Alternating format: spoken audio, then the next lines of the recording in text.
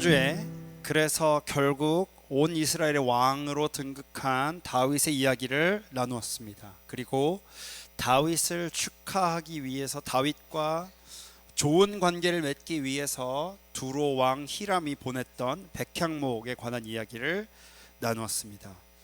백향목은 재배하는 것도 되게 힘들고 그것을 깎아오는 것도 되게 힘들고, 그것을 또 산에서부터 내려와 가지고 바다를 건너서 또 헤브론, 또 예루살렘까지 옮겨서 올라가는 것도 굉장히 어려운 일이었습니다. 그리고 백향목 나무 자체가 아주 고귀한 나무였기 때문에, 왕의 나무, 신의 나무라고 칭했기 때문에 모든 사람들은 모든 왕들은 백향목으로 지어진 왕궁에 거하기를 원했을 정도로 굉장히 귀한 나무였습니다. 다윗은 백향목 나무에게 집중하지 않았고 그 나무를 주시는 하나님께 집중했습니다. 나중에 다윗의 후손들은 백향목에 집착하다가 선지자들로부터 너희가 백향목이 있으면 왕이 될 줄 아느냐라는 이야기를 들을 정도로, 그 백향목에 관한 이야기를 통해서 우리가 추구해야 될 것, 우리가 바라봐야 될 것, 우리가 가장 중요하게 여겨야 될 것이 무엇인지를 우린 지난주에 살펴보았습니다. 왕이 된 다윗,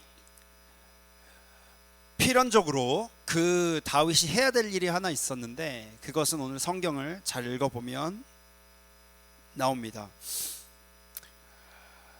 사무엘상으로 잠깐 돌아가 볼까요? 사무엘상 5장입니다. 5장. 사무엘상 5장을 가서 찾아보면요,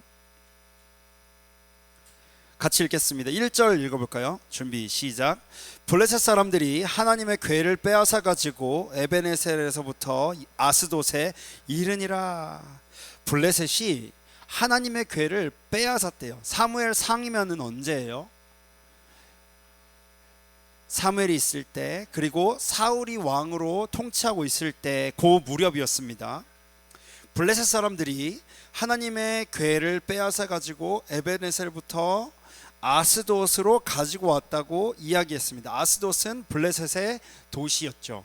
그리고 하나님의 궤라는 것은 이제 이 사무엘상보다 더 앞쪽으로 가면 민수기, 그리고 또 출애굽기 쪽에 보면 이스라엘 백성들이 광야에 애굽으로부터 도망쳐 나오는 그 과정 중에 하나님이 말씀하신 대로 성막을 짓고, 그리고 하나님이 너희와 함께 하신다라고 하는 하나님의 임재의 상징으로서 성전의 한가운데 두었던 하나님의 약속의 징표들이 들어있었던, 하나님이 함께 하신다고 하는 것을 떠올릴 만한 하나의 오브제였습니다. 이스라엘 백성들에게 이 법궤는 굉장히 중요한 것이었어요. 법궤가 있음으로써 하나님이 우리와 함께 하신다라는 것을 알 수 있었고, 반대로 얘기하면 뭐예요? 법궤가 없으면 하나님께서 우리와 함께 하시지 않는구나라고 절망하고, 그리고 또 하나님 앞에서 슬퍼하는 이스라엘 백성들의 모습이 나옵니다. 그럴 정도로 이스라엘 백성들에게 이 법궤는 굉장히 중요한 것이었어요. 출애굽하는 동안 성막이 움직이는 과정, 성막은 지금으로 따지면 텐트거든요. 그러니까 이스라엘 백성들이 광야 그 사막 길을 걸어오면서 텐트를 치고 다니는 거예요. 하나님께서 가라고 하시면, 그 구름 기둥이 움직이면 그 구름 기둥을 찾아가 가지고 거기 가서 세팅하는 거예요. 우리 예배 전에 항상 세팅하죠. 갑자기 스피커 갖고 오고 뭐 의자 놓고 세팅하는 것처럼 하나님께서 가라고 하신 그 자리에 세팅을 하는데, 근데 그 세팅을 할 때 하나님께서 그 세팅이 어떻게 이루어져야 되는지도 말씀해 주셨고요. 성막은 어떤 방식으로 지어라. 성막을 짓고 나면 그러면 성막 왼쪽에는 누가 있고, 그러니까 동쪽엔 누가 있고, 서쪽엔 누가 있고, 남쪽엔 누가 있고, 북쪽엔 누가 있고, 다 너희들 집은 그렇게 머물고 가운데 레위 지파가 성막을 다루는 사람들이 되어라 라고 하나님께서 어떻게 세팅해야 될지도 말씀해 주셨고요. 그리고 동시에 그 세팅을 옮겨갈 때 어떻게 해야 될지도 말씀해 주셨어요. 1번은 뭐냐면, 우리가 캠핑 가보신 분? 보원자매 여긴 가시면 안 돼요. 여기는 이제 안 돼요. 이러면 이제 큰일 나요. 그러면 가서 거의 약간 그 야끼니꾸를 만들어 드실 분이기 때문에, 네, 아무튼 캠핑 가면 가장 먼저 뭐 해야 돼요? 진짜 텐트를 쳐요. 제가 진짜 이제 그 고객분들 중에 레저의 끝판왕을 다 찍으신 분을 제가 제 고객 중에 한 분이 그런 분이 있습니다. 그분이 딱 이렇게, 그분은 가실 때 맥주를 그 컨테이너를 해가지고 가더라고요. 그리고 저는 처음 봤어요, 그런 사람을. 근데 아무튼 모든 레저를 다 해보신 분이에요. 뭐 트레일러 캠핑카부터 시작해가지고 뭐 무슨 여수 어디를 가서 막 보트 위에서 잠 주무시고 막 그런 분인데, 그분이 어떻게 텐트를 쳐야 되는지를 말씀해 주셨어요. 저는요 뭐 그냥 가요. 그래서 일단 먼저 의자를 펴요.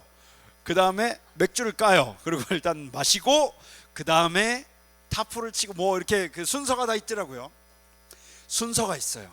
하나님도 그 텐트를 가지고 이동해야 되는 순서를 말씀해 주셨어요. 그런데 그냥 이게 단순히 자, 성막 접어 이동 그 다음에 뭐 왼쪽에 동쪽 이동, 서쪽 이동 이렇게 말씀하신 게 아니라 가장 먼저 법궤를 옮겨야 되는 거야.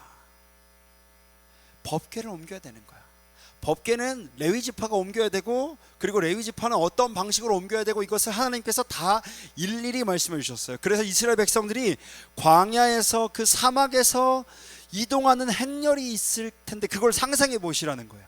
1번은 먼저 법궤와 그리고 제사장들이 그것을 호위하고 들고, 레위 지파가 그것을 들고 먼저 이동하면, 그러면 그 다음에 성전 기물들이 옮겨지고, 그 다음에 다른 지파들이 짐을 들고 옮겨지는 거예요. 생각해 보세요, 여러분. 광야 사막 한가운데를 민초들이 가는 거예요. 민초들이, 일반 백성들이 가는 거예요. 민트 초코 아니고요. 일반 백성들이 거기를 걸어가는 거예요. 그 주변에는요 수많은 강대국들이 있었어요. 그러면 여러분 상식적으로 어떻게 이동해야 돼요? 차로요? 차례차례? 아니에요. 잘 보세요. 주변의 강대국들이 이 민초들이 지나가는 걸 보고 그냥 뒀을까요? 아니에요. 야, 쟤네는 뭔데 우리 땅을 지나가냐? 우리가 먹으려고 했던 땅 쟤네가 지나가네? 공격하러 오지 않겠어요? 그러니까 광야에서 걷는 길은 경계하며 걷는 거여야 돼요. 먼저 칼과 창을 든 군대들이 방패를 딱 하고 그러고 걸어가야 되는 거예요. 근데 이스라엘 백성들은 그렇게 움직이지 않았어요. 먼저 하나님의 법궤를 맨 앞에 두고, 그리고 레위 지파가, 그리고 다른 지파들이 순서대로 이동했다는 거예요. 우리는 요단강을 건널 때 이 모습을 정확하게 볼 수 있었어요. 먼저 요단강에 강물이 흐르고 있었습니다. 하나님께서 말씀하셨어요. 먼저 제사장들에게 법궤를 메고 레위 지파와 함께 먼저 발을 내디디라. 걔네들이 먼저 앞에 가고, 그 다음에 백성들이 쫓아갔던 게 이스라엘 백성들이 움직였던 행렬의 원칙, 법칙이었습니다. 그런데 그럴 정도로 이스라엘 백성에게 어디를 가든지 가장 중요하고 가장 먼저, 가장 상징적으로 우리와 함께 하신 하나님을 표현할 수 있는 가장 중요한 오브젝트였던 그 법궤, 그 법궤가 지금 사무엘상 5장에 사울의 통치 아주 초반에, 사무엘의 통치하고 있을 그때 블레셋으로부터 이 법궤를 빼앗기게 되었다는 것이죠. 이때 이 빼앗겼던 이 법궤는 블레셋에 가가지고 블레셋의 다곤 신전에 갖다 놓았습니다.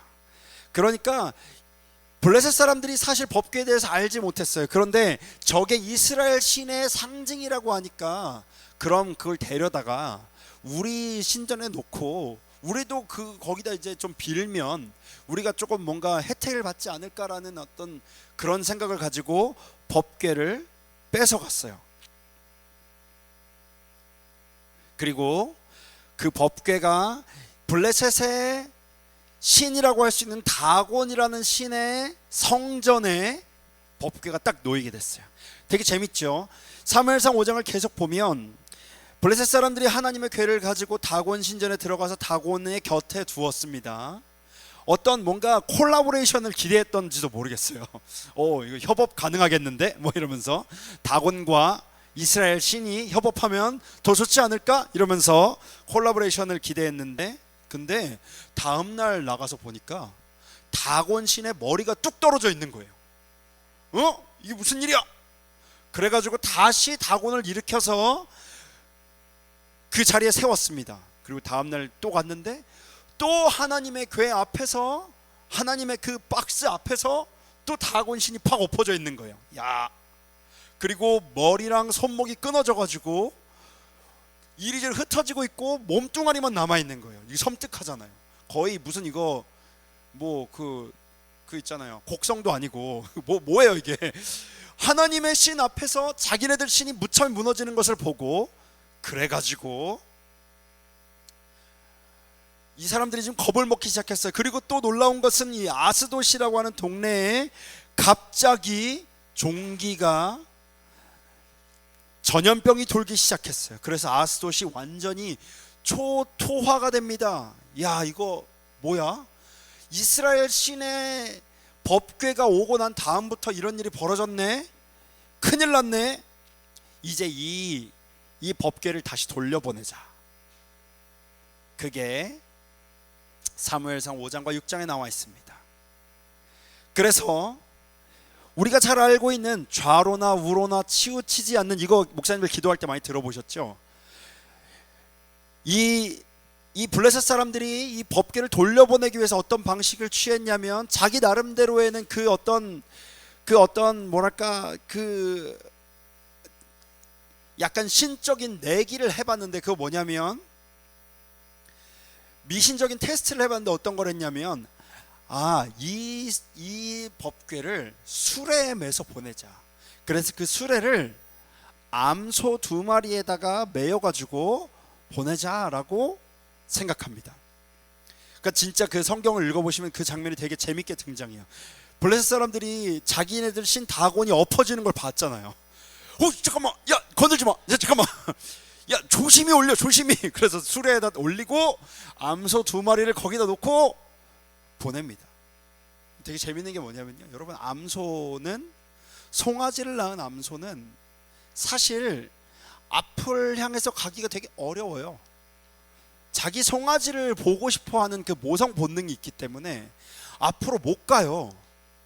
근데 신기하게도 이 베세메스로 가는 암소 2마리가 좌로나 우로나 치우치지 않고 자기 길을 걸어갑니다. 블레셋 사람들이 살았다, 죽을 뻔했네, 뭐 이런 이야기가 있습니다. 그리고 이 법궤는 그렇게 기럇 여아림에 있는 아비나답의 집에 20년 이상 그대로 방치됩니다. 사울은 법궤가 어디 있는지 신경 쓰지 않았습니다. 우리 사울의 이야기를 쭉 살펴보면서 법궤를 이야기하는 걸 들어보신 적 있나요? 한 번도 들어본 적이 없어요. 사울의 통치가 이루어지는 동안 계속 저 변두리 어딘가에 법궤가 있었던 것이죠. 그리고 이번에는 역대상 13장으로 넘어와서 성경을 한번 보도록 하겠습니다. 역대상 13장입니다. 역대상 13장 성경을 찾으셨나요? 1절에서 3절까지 읽도록 하겠습니다. 같이 읽겠습니다. 시작.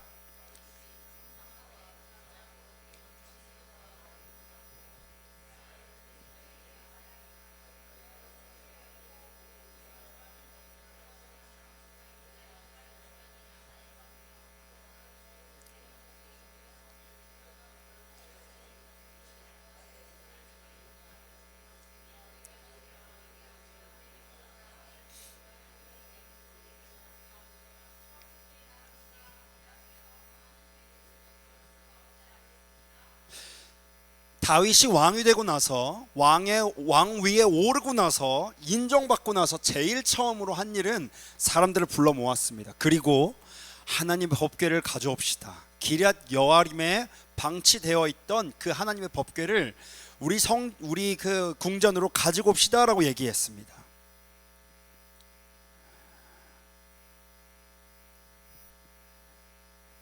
다윗은 이스라엘에서 뽑은 3만 명의 정예 부대를 동원하고 온갖 악기를 준비해서 이 법궤를 가져올 준비를 합니다. 그리고 그냥 이것은 단지 법궤를 가져오는 것만 그런 어떤 상징성만 있는 것이 아니라 다윗의 즉위를 알리고 이 나라가 무엇에 기초한 나라인지를 온 만방에 보여주기 원하는 아주 중요한 행사이기도 했다는 것이 되게 중요한 사실입니다. 그래서 다윗은 법궤를 새 수레에 싣습니다. 그리고 그 기럇 여아림 아미나답이라고 하는 그 사람의 땅에 법궤가 놓여 있는데 그 아미나답의 두 아들인 우사와 아효가 이제 그 법궤를 수레에 매가지고 오려고 합니다. 그리고 다윗과 그 백성들은 그 앞에서 하나님의 법궤에 오는 것을 너무나 기뻐하고 즐거워하는 장면이 여기에 기록되어 있습니다. 소가 끄니까 힘이 안 들고 아주 빠릅니다. 그리고 3만 명이 보는 앞에서 이 새 수레, 그러니까 수레라고 얘기할 때는 지금 얘기하면 그 소 달구지 같은 그런 수레가 아니라 왕위를 상징할 만한 아주 멋지고 반짝거리고 뭔가 그 당시로 따지면 거의 벤틀리 같은 아주 좋은 자동차가 거의 대통령 에스컬레이터 타고 이렇게 들어오듯이 가장 화려하고 가장 좋은 교통수단으로 법궤를 들고 오니까 3만 명이 그것을 보고 환호하고 있고요. 그리고 또 그 법궤가 수레에 매져서 오는 그 모습은 그야말로 다윗의 왕됨과 하나님의 통치를 선포하는 아주 아름다운 일처럼 보였습니다. 역대상 13장 9절에서 11절을 보니까 어떤 일이 벌어졌냐면요, 그 새 수레에 얹혀져 가지고 매여져 가지고 잘 오고 있던 그 하나님의 법궤, 근데 갑자기 그 수레를 끄는 소들이 뭔가에 놀래서 훌쩍훌쩍 뛰는 바람에 법궤가 떨어질 지경에 이르렀어요. 그래가지고 어떤 일이 벌어졌냐면, 아까 그 아미나답의 아들 중 하나였던 우사가 떨어지는 법궤를 잠깐 안 돼! 그래가지고 법궤를 딱 잡게 돼요. 그리고 우사는 그 자리에서 즉사하고 맙니다.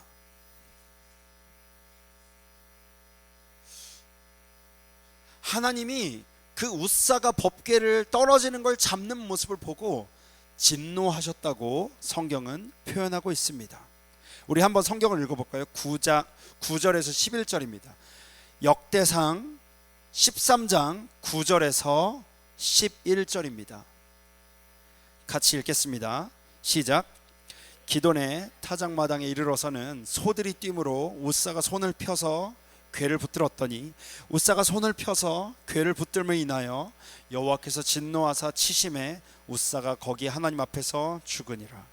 여호와께서 우사를 충돌하심으로 다윗이 분하여 그곳을 베레스 우사라 칭하니 그 이름이 오늘날까지 이르니라. 3만 명이 모여있던 축제의 장이었어요. 와, 드디어 하나님의 법궤가 우리에게 돌아온다. 이제 다윗의 통치가, 하나님이 함께 하시는 통치가 온 만방에 이제 강력하게 드러나는구나 라고 사람들이 막 기대하고 있었던 그날에 그 앞에서 갑자기 살인사건이 벌어진 거예요. 누군가 죽은 거예요. 모든 3만 명이 숙연해겠죠. 이게 도대체 무슨 일이야? 왜? 무슨 일이야? 하나님이 우리를 이거 법궤 가져오는 거 잘못됐나요? 하나님 뭐 어떻게 된 겁니까? 다윗도 그것을 보고 옛날 성경에는 분했다고 표현하고요, 그리고 요즘 성경에는 그것을 두려워했다고 표현했습니다. 다윗이 좀 뭐 이상한 거예요. 내가 뭘 잘못했지? 근데 사랑하는 여러분, 다윗이 대단한 것은 무엇이냐면 여기서 다윗이 분하거나 혹은 두려워하다고 표현하는 그 성경 구절에 의하면 다윗이 그 일을 통해서 뭔가 분하고 혹은 무서워하고 다시 그 일을 하지 않을 수도 있었는데, 다윗이 그 다음에 어떤 일이 벌어졌냐면 무려 3개월을 그 두려움 가운데 도대체 뭐가 잘못된 건지 돌아보는 시간을 가지게 됩니다. 여러분, 되게 재밌습니다. 소들이 뛰자 괴가 떨어질 것 같으니까 웃사가 손으로 그것을 잡았어요. 너무 당연한 일이죠. 그리고 다윗은 그 법궤를, 당대에 그 법궤를 옮길 수 있는 가장 효율적이고 가장 아름답고 가장 위대한 방법 중에 하나로 수레를 선택했습니다. 그런데 여기에는 아주 중요한 실수, 아주 중요한 교만이 그 자리에 있었습니다. 다윗도 웃사도 하나님의 일을 본능적으로 했어요. 하나님의 일을 내가 하고 싶은 방법대로, 내가 익숙한 방법대로 했던 거예요. 여러분, 수레에 하나님의 궤를 옮겨왔던 사람들은 누구였습니까? 사무엘상 5장에 보면 블레셋 사람들이었어요. 제사장들은요, 하나님의 궤를 옮기라고 할 때 어떻게 옮겼냐면 궤를 들어서 어깨에 메고 옮겼어요. 이따 성경을 한번 보겠습니다. 근데 블레셋 사람들이 수레에다 매가지고 하나님의 궤를 옮겼던 그 방식 그대로 다윗이 하나님의 궤를 옮겼던 거예요. 다윗에게 있어서 이것은 좋은 방법이었을 수 있습니다. 3만 명이 보는 앞에서 이것은 아주 위대한 하나님의 궤의 행사였을 것입니다. 아주 효율적인 방법이었을 텐데, 그런데 그거 아니었어요. 웃사가 하나님의 궤가 떨어지는 것을 보고 하나님의 궤 떨어지면 안 됩니다, 딱 잡았던 그것은 웃사의 본능에 의한 행동이었을 겁니다. 하나님의 궤가 떨어지면 안 돼, 하나님의 궤가 떨어짐으로써 뭔가 이 행사를 망치면 안 돼, 여러 가지 마음이 들었겠죠. 큰일 났다, 이런 생각을 가지고 궤를 잡았던 그 웃사는 본능적으로 행동했던 것입니다. 그러나 하나님의 방법은 내가 익숙하고 내가 본능적으로 할 수 있는 그 방식이 아니라 하나님께서 말씀해 두신 질서를 따르는 것이 우선이라는 것을 기억해야 됩니다. 목사님, 저는 원래 쌉티입니다. 저는 원래 사람들을 잘 이해 못해요. 저는 원래 잘 사람들 얘기 듣지 못하고 공감도 하지 못합니다. 그게 제 스타일이고, 상처를 받는 건 멘탈이 약한 그분들 탓이지 제 탓은 아닙니다. 뭐 이런 이야기를 할 수 있죠. 목사님, 저희 집안 내력이 원래 좀 화가 많습니다. 죄송합니다. 어떡해요. 제가 이걸 뒤집으려고 뒤집은 게 아니라 제가 화가 많아요. 근데 화가 많은 걸 어떡합니까? 저 타고난 제 피가 그런 걸 어떡합니까? 오늘 예배는 약간 내 스타일은 아닌 것 같아. 자꾸 참여하라 그러고 자꾸 나누라 그러고 자꾸 뭐 내가 지금까지 안 했던 방식으로 자꾸 예배를 드리라고 하는데, 나 이 가슴이 찡한 어떤 감동이 안 오는데, 나 이거 마음이 이렇게 움직이지 않는데 막 찬양하고 이런 거 약간 나를 속이는 거잖아. 나 이거 안 할래, 뭐 이런 이야기.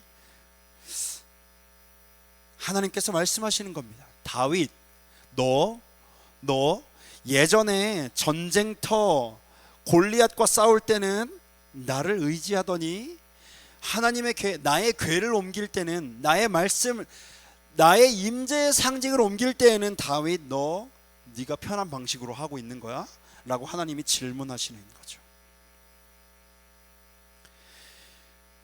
3개월 그렇게 법궤가 웃사의 죽음 이후로 오벳 에돔이라는 사람의 집에 머문 시간이었습니다. 다윗은 이 3개월 동안 고민했어요. 성경은 이것을 다라쉬라고 표현합니다.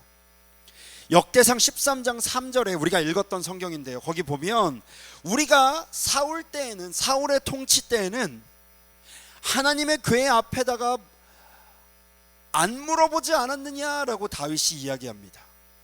우리 그때는 하나님께 묻지 않았어 라고 얘기할 때 그 묻다라는 표현이 바로 히브리어로 다라쉬예요. 다라쉬는 기본적으로 이런 뜻을 갖고 있어요. 첫 번째는 찾다, 구하다 이런 뜻을 가지고 있습니다. 두 번째는 묻다, 하나님의 뜻을 묻는 거예요. 그리고 세 번째는 연구하고 조사한다는 뜻을 가지고 있습니다. 다윗은 처음에는 두려워하고 화를 냈습니다. 그러나 다윗은 이 3개월 동안 하나님의 말씀을 깊이 다라쉬 연구했을 것이에요.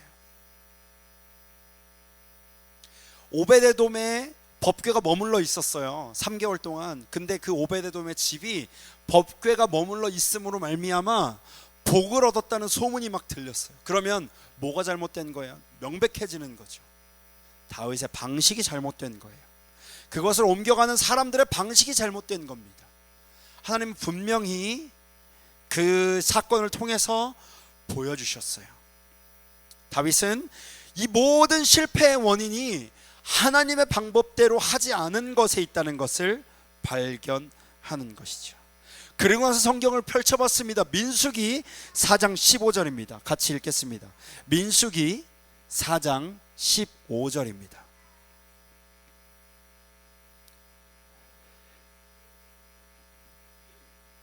민수기 4장 15절 함께 읽도록 하겠습니다. 준비 시작.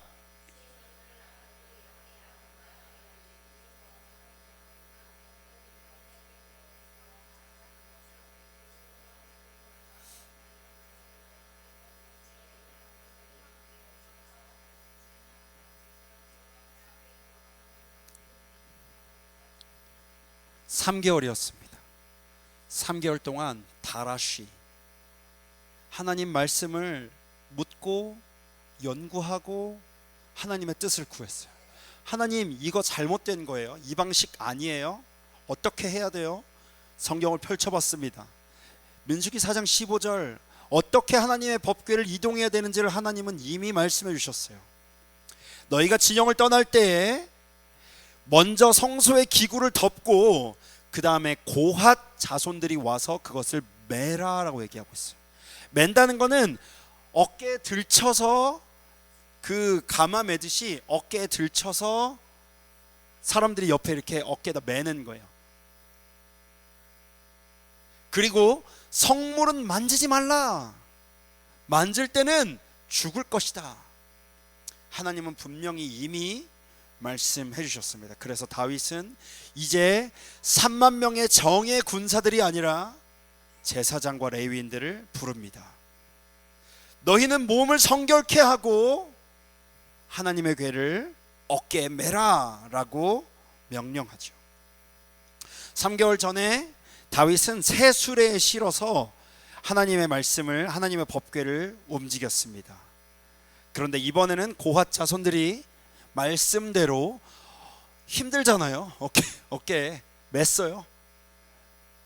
그리고 나서 한 발자국, 두 발자국, 세 발자국, 네 발자국, 다섯 발자국, 여섯 발자국. 여섯 발자국에 이르렀을 때 다윗은 생각했습니다. 됐다. 그래서 다윗이 그 여섯 발자국 옮겨간 그 6스텝 그 자리에서 사람들을 다 모아놓고 하나님께서 이 방법으로 하나님의 궤를 옮기는 것을 옳다고 말씀하셨어. 우리 여기서 이제 하나님께 예배하자. 그래가지고 여섯 발걸음을 가고 난 그 자리에서 다윗이 소와 송아지들을 가져다가 제사를 드렸습니다. 사람들은 그 자리에서 하나님께 드리는 가장 기쁘고 가장 하나님을 향한 확신의 예배를 그 자리에 드렸습니다.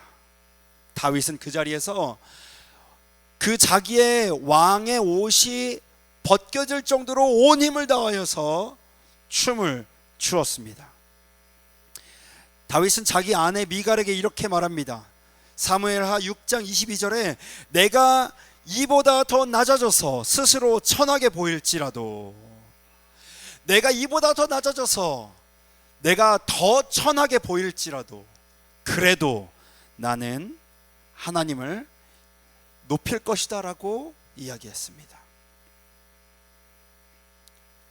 사랑하는 여러분, 법궤가 드디어 이스라엘의 다윗이 친 장막 한가운데 자리하게 됩니다.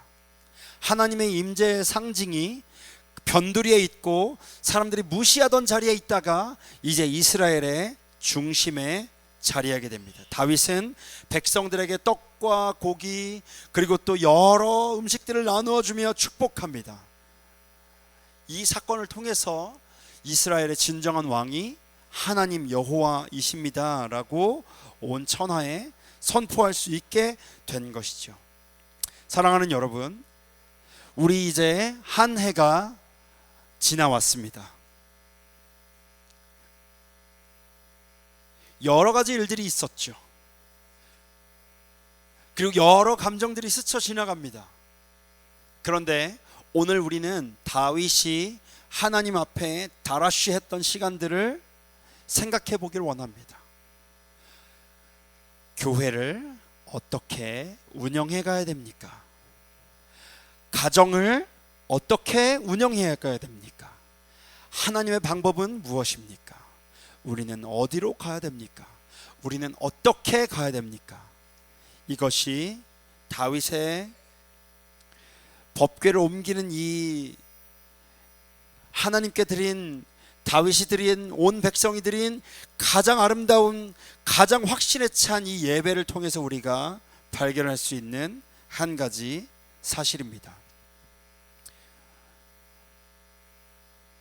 기도하기는 훗날 우리가 다시 이 자리에 모여서 1년 뒤에 우리를 인도하신 하나님을 기억할 때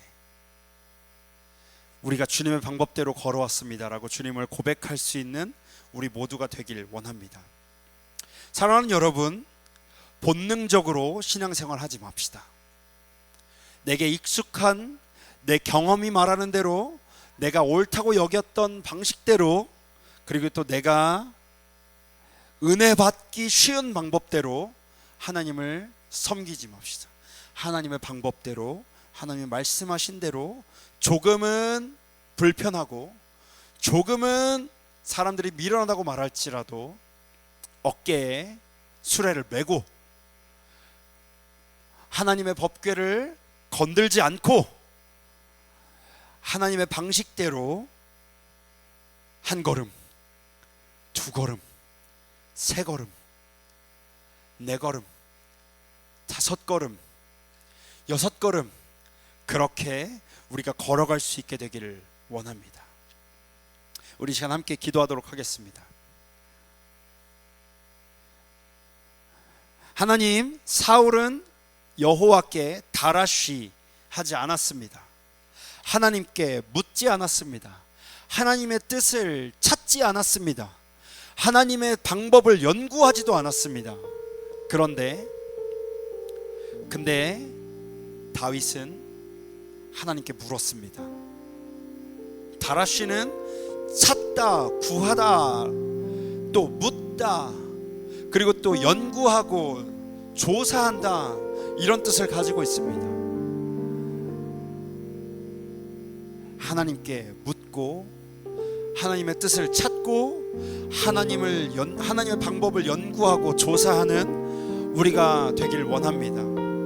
다시는 우리가 본능 따라, 경험 따라, 우리의 익숙한 방식 따라, 우리가 자라오며 옳다고 여겼던 방식 따라 하나님을 섬기지 않기를 원합니다. 가장 화려하고 가장 놀랍고 가장 대단해 보이는 그 블레셋의 방식인 깨끗하고 새로운 수레가 아니라 하나님은 어쩌면 레위인의 어깨를 필요로 하고 있었는지 모르겠습니다. 어쩌면 우리 교회에 필요한 것은 세상의 교회가, 세상의 사람들이 맞다고 옳다고 좋다고 그리고 또 인정할 만한 어떤 화려한 방식과 기술과 위대한 어떤 세수레가 아니라 어쩌면 우리의 어깨를 가지고 주님을 섬겨야 되는 것일지 모르겠습니다. 다윗은 이것을 묻는 시간을 가졌습니다. 사랑하는 여러분, 우리 주님 앞에 나아가서 주님의 방식을 물으십시다. 주님의 방법대로 교회를 섬깁시다. 주님의 방법대로 가정을 섬겨 나갑시다. 주님의 방법대로 형제 자매를 돌아봅시다. 주님의 방법대로 우리의 이웃을 사랑합시다. 우리 교회 1주년을 하나님 앞에 기념하는 오늘, 우리 함께 기도할 때 주님의 방법대로 교회를 살아갈 수 있도록 인도하여 주시옵소서. 주님의 방법대로 가정을 경영하게 인도하여 주시옵소서. 주님의 방법대로 직장 생활하고, 주님의 방법대로 사업하고, 주님의 방법대로 육아하고, 주님의 방법대로 돈을 벌고, 주님의 방법대로 이웃을 사랑하고, 주님의 방법대로 형제자매를 돌아보고, 주님의 방법대로 예배하고, 주님의 방법대로 불편하게 나의 헌신과 수고를 통하여서 하나님을 섬기게 하여 주시옵소서. 그런 주님의 방법대로 사는 사람들 되게 하여 주시옵소서라고 이 시간 함께 기도하도록 하겠습니다. 함께 기도하시겠습니다. 하나님 감사합니다. 하나님 우리를 사랑하셔서